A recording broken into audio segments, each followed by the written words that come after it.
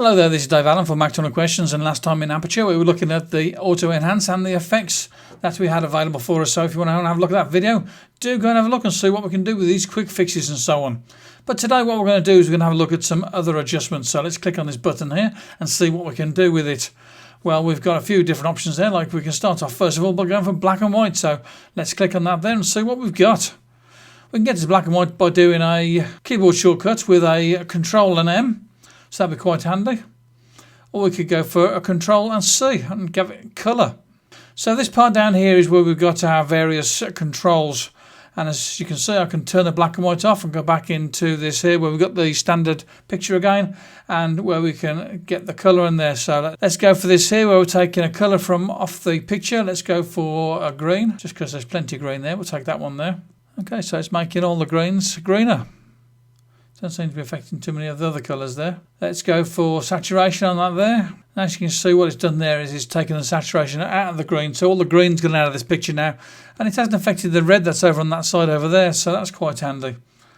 If we do this again, let's go for this here. And we'll go for a red colour this time here. So we've got a red there now.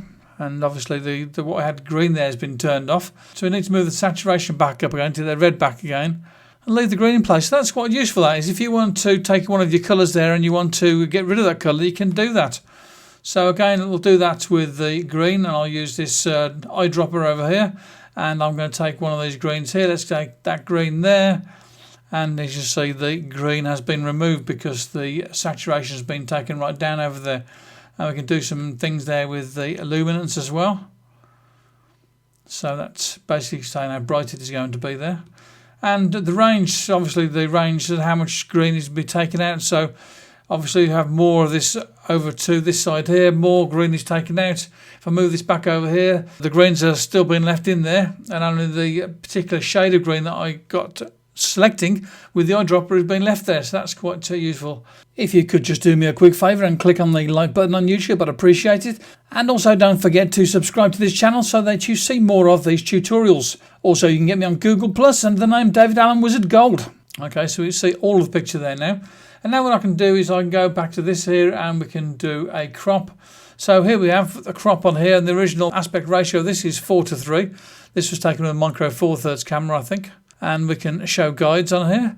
So let's do a crop on this here. So let's grab this over here, and we've got our guides. Those are our thirds guides there. So we basically can move this around so we get to the way that we want it.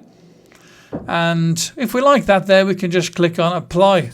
Also, what we can do is we can change this around. So if we want to have it so that the 3 is on the width and the height is going to be 4, we can just click that button there and we've got that turned around, or we can turn it back again.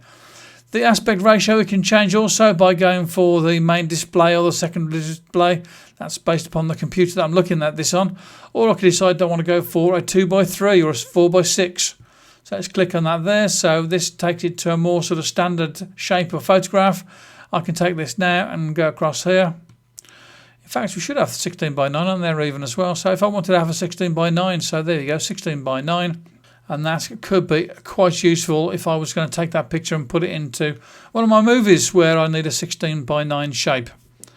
So let's click on that there for an apply, and there we got our new photograph in a different shape. So there you go, that's cropping it there. And I say if I want to get rid of that crop, then all I've got to do is click on that over there and do the backspace button, delete it, undo remove crop, and put the crop back in there again. Working out quite a nice little handy picture there. So that's a few of the things that we can do with adjustments to our photographs, and we'll have a look at some more in the next video. Bye bye now, this is David Allen looking at what we can do with Aperture.